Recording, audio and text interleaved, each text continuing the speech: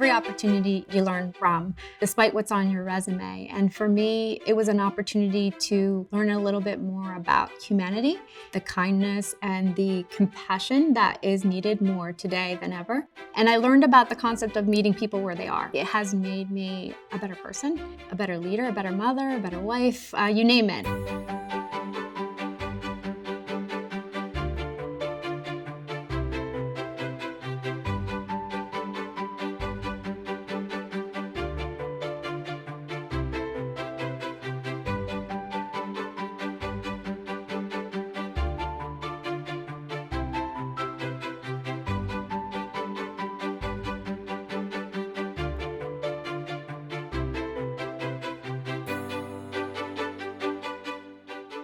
You've got this incredible story, and I want to know how everybody has a journey, how they get to college.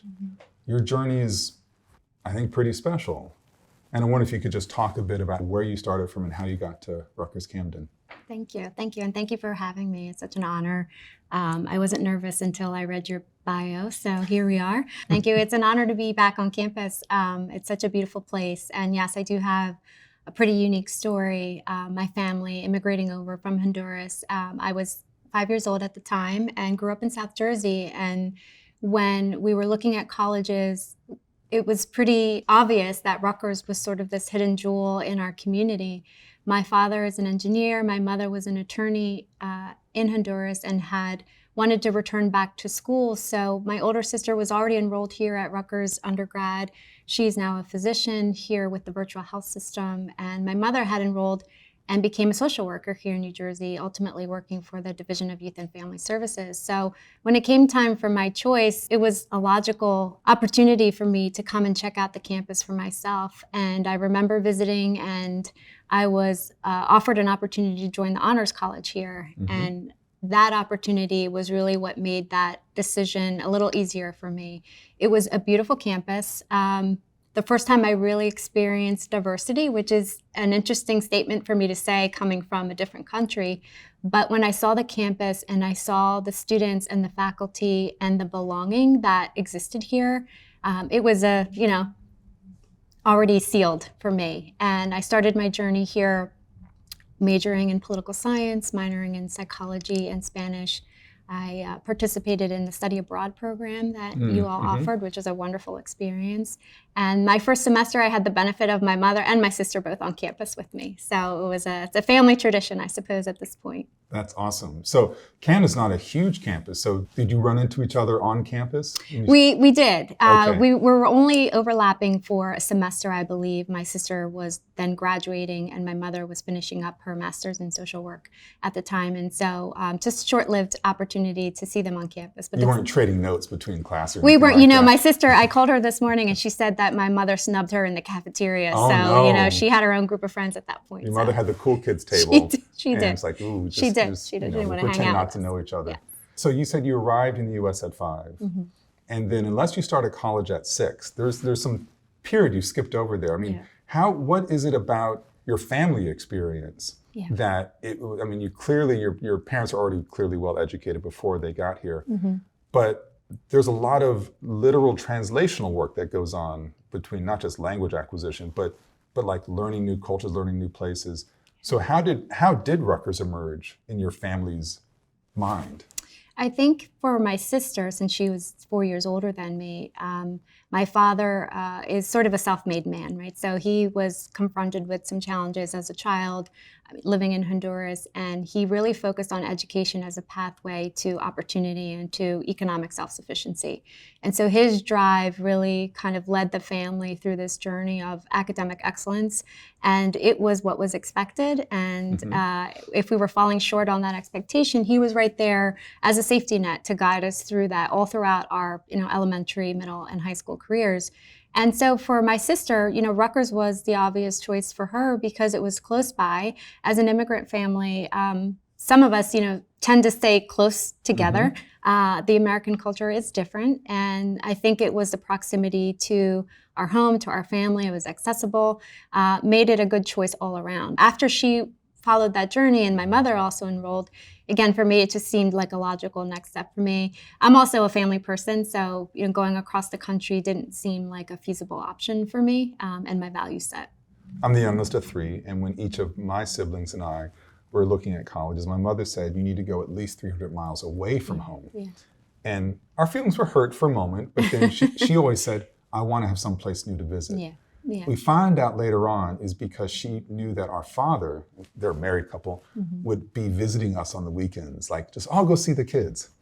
Did your parent, well, I guess your mother was here already, but did your father like visit you, or were you commuting from home? Or we were commuting from home. Okay. For my family, I think it was the risk of coming to a new country was their risk. That was their lifetime risk. And beyond that, I think they wanted the security of knowing where we all were, that they could get to us, that we were close by. So I think for my father and my mother, the journey here and all that came with that decision was enough for them. Yes. Otherwise, they wanted to kind of keep us close.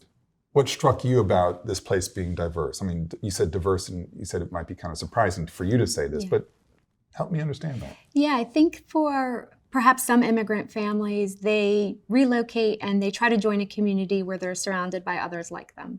And that was not the choice that my parents made. They purchased a home in South Jersey in a little town called Sewell. I went to public high school in Mullica Hill.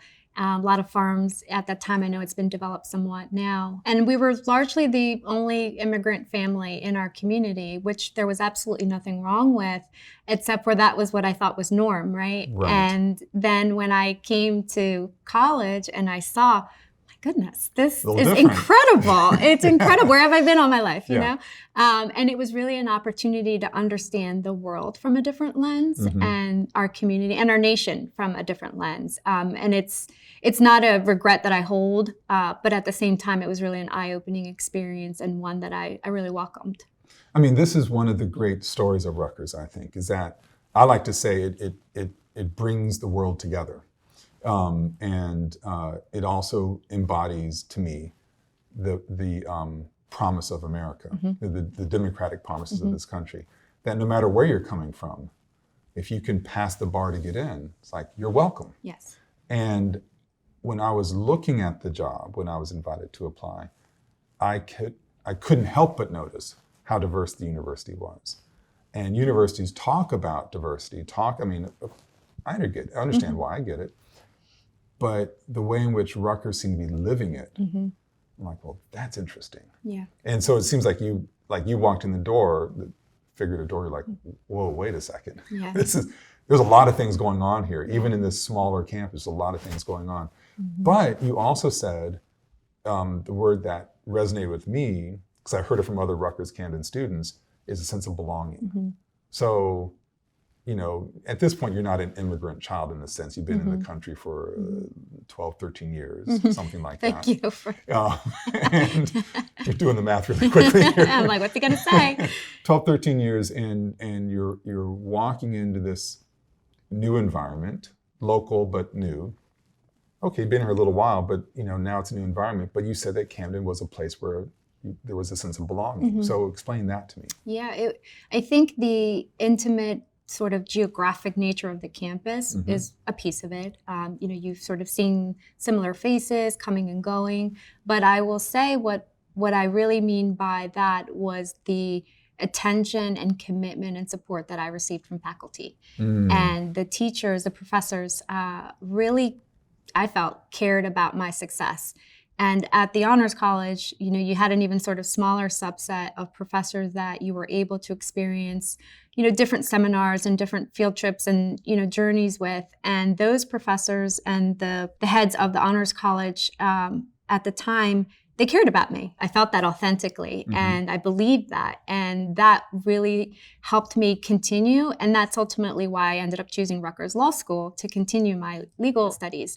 Professor Camille Andrews, who I believe is still a professor here, was someone for me that stayed in touch. She cared about me. I was able to intern with her husband, who was a congressman at the time.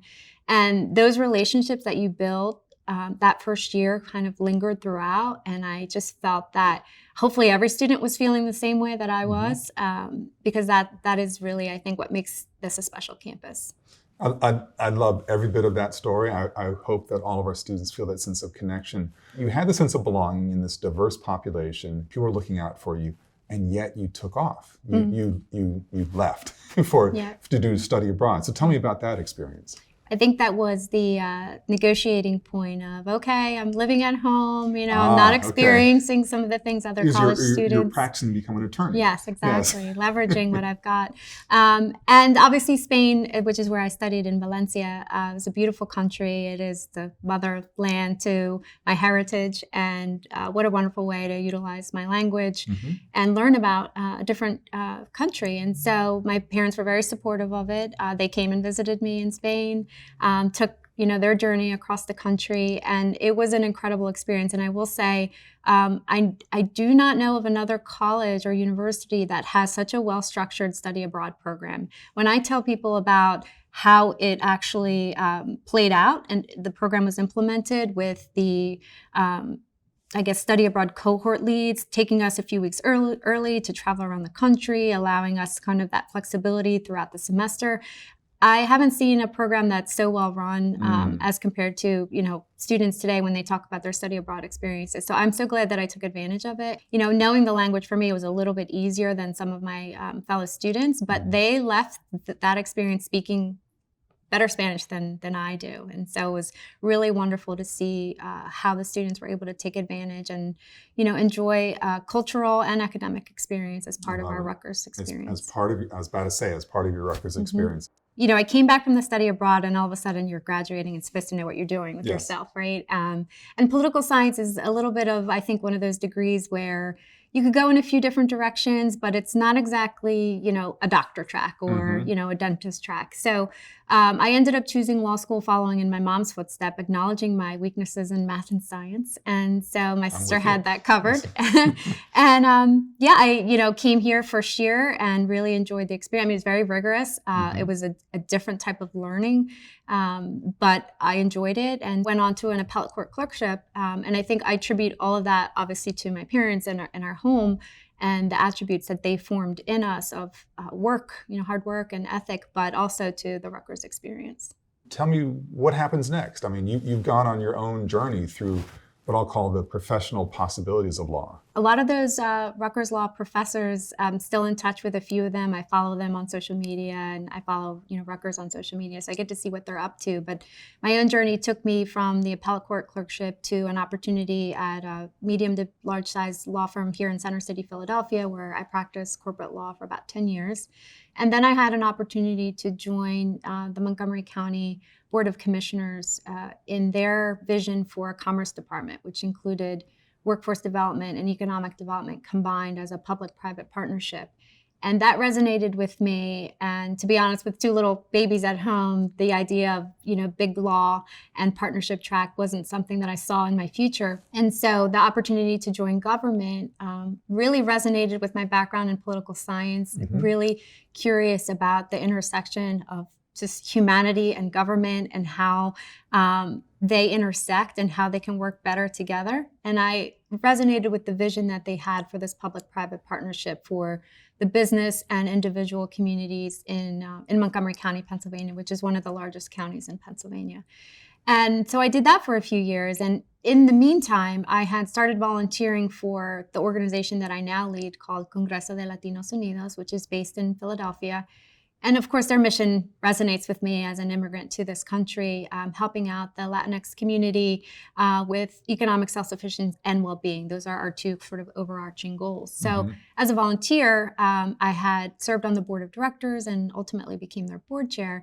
But then the CEO role opened up. And I thought, I'm just going to go for it because why not? I've been running programs here in the county. I understand, how to make a budget, which you don't learn all these things in law school, right? You kind of need a different experience. So I stepped off of the board of directors and applied for the role. And after several rounds, it was between me and a gentleman from New York, and I don't lose. So I'm kidding. But they offered me the position.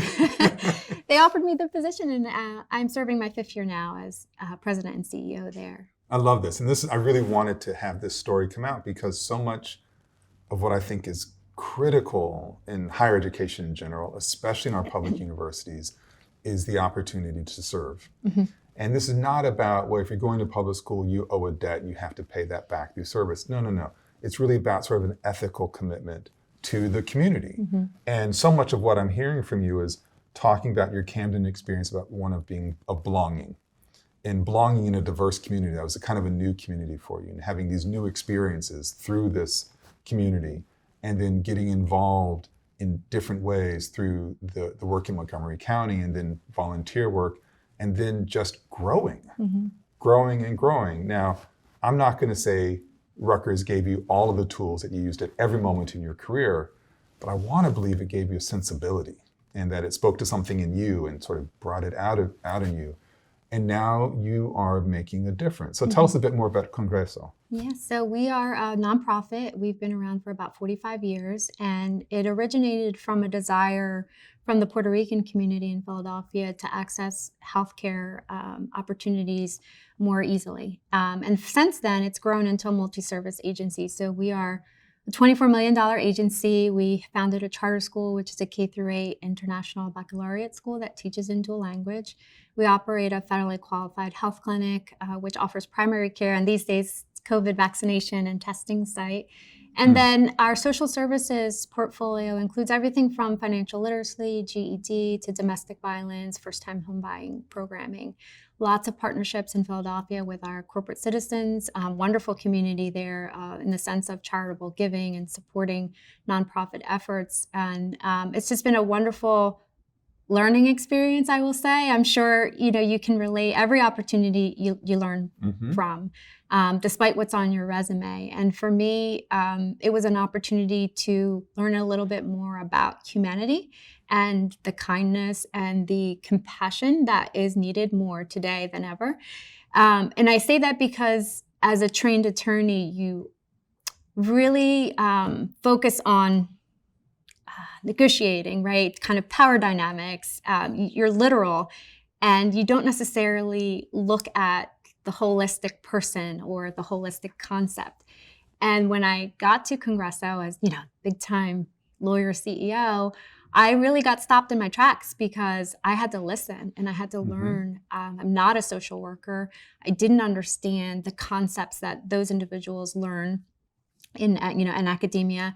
And I learned about the concept of meeting people where they are, which was very new to me. I was used to telling people what to do because you're paying me by the hour and I'm advising you, right?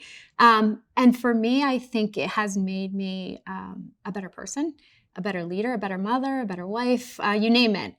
Just a little bit of a little dose that I think everybody should have in their life. One of the things I talk about as Rutgers president is the beloved community. And one of the parts of the beloved community is recognizing all aspects of it. That we think of a university, we think of faculty, we think of students. We often don't think about staff. Now, you might think about administration because you want to complain to somebody about something, but the staff who are tending the ground, serving the food, doing all these things, which increasingly are Black and Latinx communities.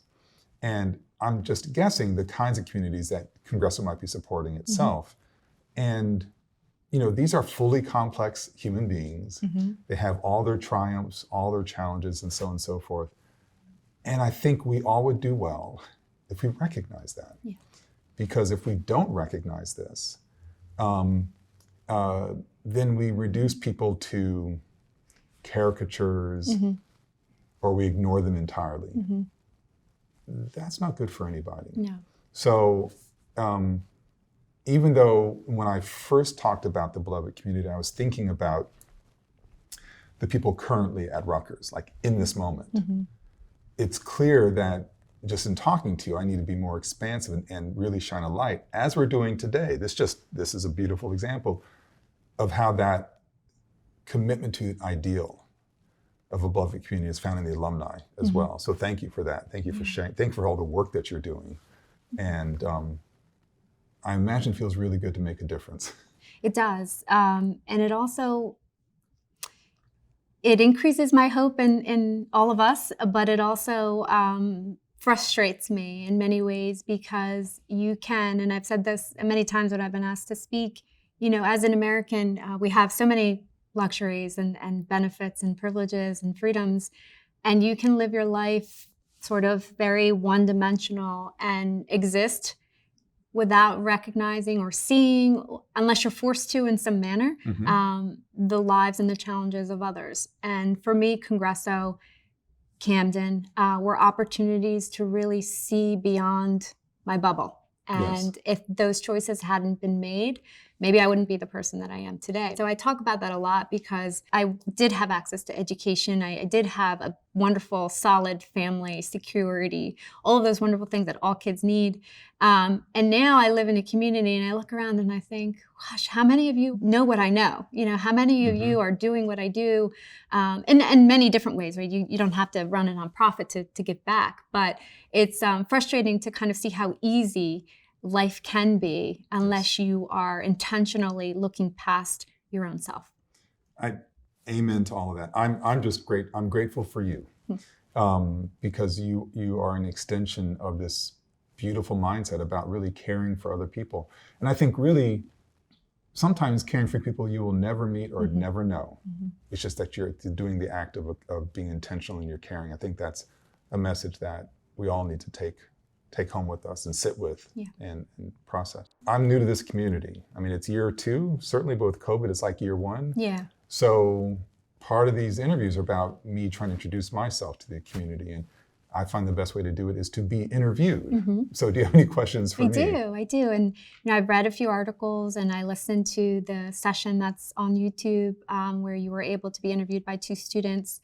And I think one of my first questions is for you as a new president, and just given your incredible background, you probably have hopefully a really thoughtful answer to this, but the role that higher education can play in unifying our country, right? So we talk about diversity and how wonderful that is, and that comes with its set of challenges because diversity in thought, diversity in gender, race, ethnicity, religion. When you mix all that together, it's inevitable that conflict is going to arise because of those differences. But what can we do as we look to our young people to help them respect diversity, but also unify? Yeah, excellent questions. And not just one, that was many questions. I know, I'm sorry. So it's okay. But the higher ed has a really critical role to play. And I'll start small and broaden out a little bit. The smallest, it's not a small task, but the shortest way to put it is we have a role in helping educate people so they can understand that disagreement's okay. We have come to a place in our society now where we don't know how to disagree with each other. You may have a very strong opinion of X, and I may have the opposite opinion of it. That's okay. But what if we actually started talking to each other about why you have that why you have that feeling, why I have this feeling, and then we might learn something along the way. And I'm not saying I have to change your mind or you have to change mine, but we still learn something. And for me, when I think of Rutgers specifically, just for that narrow it really down, is that you and I both have a Rutgers connection. And so there's something we share in common. Once we know we share something in common, then the nature of our disagreement is different. So higher ed has a role, I think, in helping people to learn that it's okay to disagree, but really, really critically, to give people the tools to understand how much we do share in common. You have several children. I think 5 children, right? I have 2 biological boys with my husband, and I have 3. I inherited 3, so 3 stepchildren. So you got 5 kids. You want the best for them. You want them to be safe. You want them to have an education. I want the same things. You and I may disagree on something over here, but we want the best things for our children. We share more in common than we don't. Right. Higher ed has a really important role in that regard. We do that through education, talking about core ideas in society. As we talk about different kinds of experiences, we can help elevate the sense of shared experiences so that when the differences come, they're manageable and we can learn something from them. When we think about the challenge of diversity, I think higher ed has a real important role to reframe it as the opportunity of diversity. So many times everybody will see difference as a threat. And higher ed, I think, by putting a person into places that are different and then educating them, can say, wait, I've learned something here. So difference is an opportunity. I mean, you came from sounds like a pretty homogenous space in South Jersey and come to Camden, like, whoa, could you have retreated and wanted to do nothing with that? Sure, you could have, but you didn't. And I'm guessing you became a better person because of that experience. Higher ed can play that role. I think the greatest gift in higher ed is to provide an atmosphere where difference is allowed and where really hard things can be talked about and not screamed about. Too often in our society these days, it's all screaming, even on college campuses. So we've got work to do in that regard. But that's my hope. I have hope too. I wanted to ask you a little bit about love, and not in the romantic sense, but you described the love for your mother as uncomplicated, and in an article. I was going to say, wow, Yes, you did a deep dive. I did. Yes. Oh, I love that because to me it represents loving the person as a whole, right? There's no, well, kind of wishy-washy on this part of her, or, and I think that is a good description of the way children love their mothers. But it doesn't have to end at mothers, right? Yes. And so I think about the love we display for one another in our community as individuals, even with strangers, and accepting people for who they are, the identities they choose, et cetera. And I'm wondering, just in this really difficult time for our youth, with the pandemic and social media and all these pressures that I did not have, and I attribute a lot of my confidence to the absence of many things that exist today. Yes. Just wondering what you think about how your role will help in your vision for this beloved community adapt to those differences, that these challenges these kids are facing today in a world that we didn't have. That's beautiful. Those observations and the question. I'll be a bit pedantic for a moment. Think of the word beloved. If you want to be loved, you must give love. And not in the romantic way. We're talking like an agape, like, a love of brotherhood and sisterhood. Right. And when I look out in our socially mediated world, I see headlines that just by looking at the headline, it's about an absence of love, because it's accusatory, it's paranoid, it's all these different things. Look, the world's complicated. But what if we did the daring and bold thing and said, I want to know more about you. I want to know your story. I want to know why you think. I mean, that is an act of love, actually. What if we did that? And we might discover, you have some good reasons to feel concerned about this or that, but maybe I can help you through that. And I'm talking about one-on-one relationship, but you can expand that out to communities. And I think one can demonstrate the importance of engagement, conversation, selflessness, all these different things. You can demonstrate that in a community, and the community can evolve to that place. Sadly, though, I think it takes a radical act of love to say, you and I are never going to agree on this thing, but I respect you. That's an important part of making the world better. It shouldn't be, I don't want it ever to be where, there's a difference here, I'm going to exploit it. That is not an act of love. Right. And while you might profit from it temporarily, in the long run, it'll bring you down too. So when I think about a beloved community, I'm actually thinking about all that kind of stuff. And I've made it very clear, it is not about agreeing. Right. It's kind of a boring community.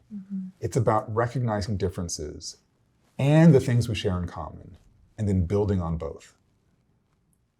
That gets you to a special place. And I dare to believe we can get there. Carolina, thank you so much. This is an absolute pleasure. Thank you so much. I've just met you, but I'm proud to know you. Likewise. And I'm proud of the work that you're doing as a member of our Rutgers community. Thank you. Thank you. Best of luck. Thank you.